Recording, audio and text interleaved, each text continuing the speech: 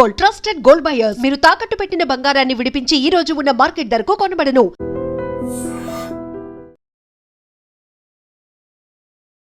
భవిష్యత్తులో ప్రాణాలు కాపాడాల్సిన ఒక వైద్య విద్యార్థి కన్ను మిన్ను కానని కోపంతో తన గురువుపైనే దాడికి దిగాడు.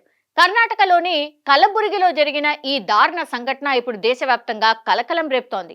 పరీక్షలో కాపీ కొడుతూ దొరికిపోయినందుకు సిగ్గుపడాల్సింది పోయి ఏకంగా ప్రొఫెసర్నే చితకబాదాడు.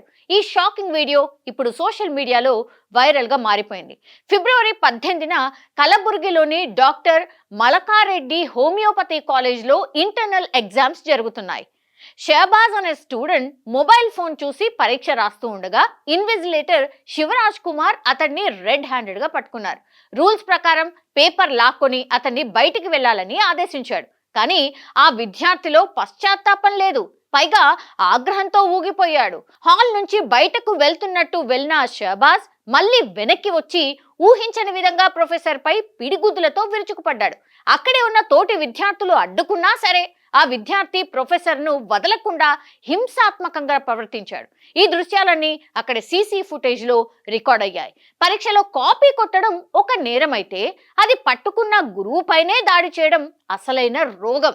రేపు పొద్దున పొరపాటున వీడు డాక్టర్ అయితే పేషెంట్ కి మందులు పనిచేయకపోతే ఆ పేషెంట్ ని కూడా ఇలాగే రోడ్డు మీద వేసి తంతాడేమో. మొబైల్ చూసి రాస్తుంటే చూసి చూడనట్టు ఉండాలి గాని పేపర్ లాక్కుంటారా అని ఈ డాక్టర్ గారికి కోపం వచ్చేసింది. ఈ ఘటనను కాలేజ్ యాజమాన్యం తీవ్రంగా పరిగణించింది.